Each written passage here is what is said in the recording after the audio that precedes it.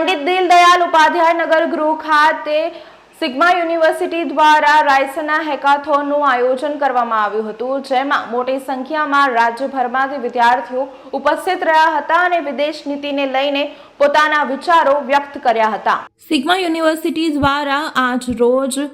Observer research foundation અને ભારત સરકારના વિદેશ મંત્રાલય દ્વારા આયોજિત રાઇટ્સના હેકેથોનનું આયોજન કરવામાં આવ્યું હતું.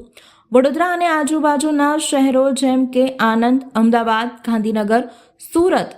25 કોલેજો અને યુનિવર્સિટીઓના 850થી વધારે વિદ્યાર્થીઓ આ હેકાથોનમાં જોડાયા હતા.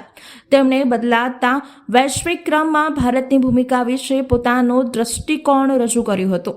આ ઇવેન્ટ પંડિત દીનદયાલ ઉપાધ્યાય નગર ગૃહ ખાતે યોજાઈ હતી અને જેમાં 3 મુખ્ય વિષયો પર ધ્યાન કેન્દ્રિત કરવામાં આવ્યું હતું: વિદેશ નીતિ, સુરક્ષા, બદલાતા વૈશ્વિક ક્રમમાં ભારતની ભૂમિકા, ડિજિટલ ભવિષ્ય, વૈશ્વિક ટેકનોલોજી, નવા યુગનું ઘડતર. આ સૂત્રોમાં વિદ્યાર્થીઓએ પ્રશ્નો પર ચર્ચા કરી ભારતના ભવિષ્ય માટેના પોતાના મત રજૂ કર્યા હતા. સુશ્રી કાજરી બિસ્તાવે હેકાથોનના ઉદ્ઘાટન પ્રવચન આપ્યું હતું અને સિગ્મા યુનિવર્સિટીના પ્રમુખ શ્રી ડૉક્ટર હર્ષ શાહ, ઉપપ્રમુખ Shreya Shah, humanity, social science અને સોશિયલ વર્કના ડીન પ્રોફેસર જગદીશ સોલંકી અને અન્ય વરિષ્ઠ ફેકલ્ટી સભ્યો પણ હાજર રહ્યા હતા. આજે સિગ્મા યુનિવર્સિટી એક હોસ્ટિંગ ઇન્સ્ટિટ્યૂટ તરીકે રાઇઝેના હેકાથોનનું ઓર્ગેનાઇઝ કર્યું છે and we are very much grateful ORF અને મિનિસ્ટ્રી ઓફ એક્સટર્નલ અફેર ને કે આ રાઇઝેના હેકાથોન એક પ્લેટફોર્મ છે જ્યાં આગળ આપણે જ્યારે આપણાને ક્વેશ્ચન્સ હોય છે, આપણાને ઓલવેઝ આપણે એકબીજાના ફ્રેન્ડ સાથે કે કોઈની સાથે બી વાત કરતા હોઈએ છીએ, કાશ ગવર્મેન્ટ આ વસ્તુ કરશે તો આ બેટરમેન્ટ થશે. સો હેકેથોન એક પ્લેટફોર્મ છે જ્યાં આગળ આપણો ક્વેશ્ચન નહીં, એકચ્યુઅલી આન્સર અને સોલ્યુશન એક ક્વેશ્ચનનો ગવર્મેન્ટ સુધી જશે અને એક મોટું પ્લેટફોર્મમાં એ કહેવામાં આવશે. અને મને બહુ પ્રાઉડ થાય છે કે રાઇઝેના ડાયલોગ જે વસ્તુ છે એ ઇન્ડિયાનું માત્ર નહીં બટ ઓવરઓલ આખા વર્લ્ડનું ટોપ 5 ડાયલોગ્સમાંથી એક આવે છે. આ ડાયલોગ જ્યારે ગવર્મેન્ટ સુધી જાય છે અને ગવર્મેન્ટ આમાં મેજરલી બહુ બધું ઇમ્પ્લિમેન્ટેશન થાય છે.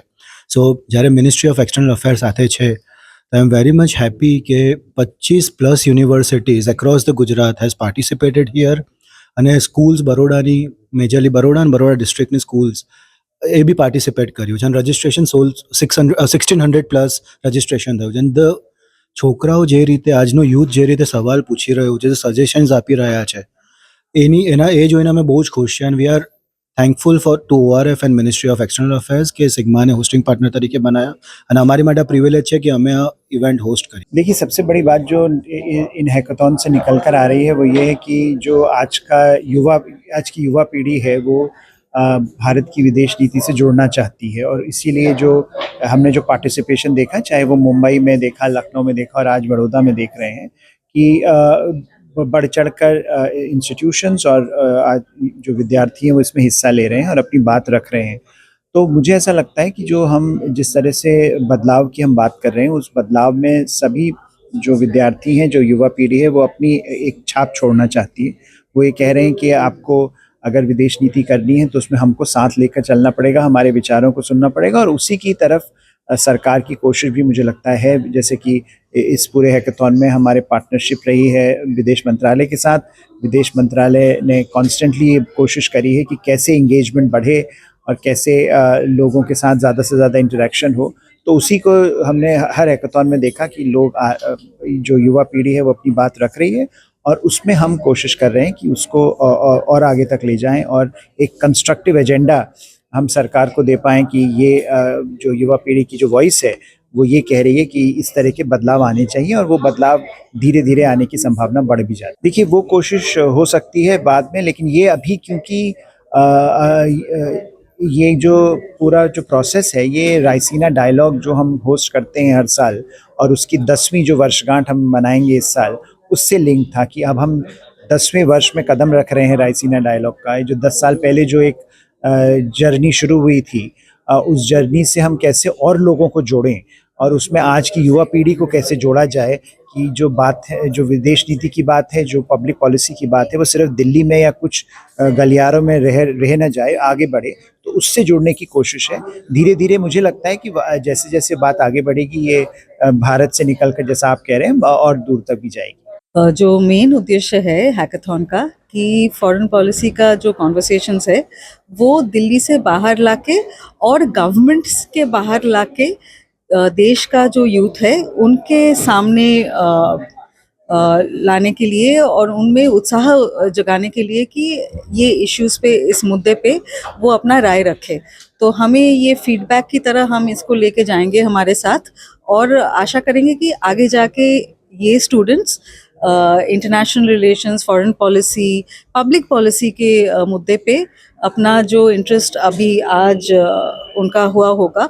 वो आगे लेके वो अपना करियर में आगे जाके इंडिया के पब्लिक पॉलिसी की कॉन्वर्सेशंस में वो योगदान करते रहे। उनको देश को आगे बढ़ने का जो उनका सपना है वही उन्होंने बार बार अलग अलग मुद्दों से वही उन्होंने बताया कि इंडिया को अभी ये जो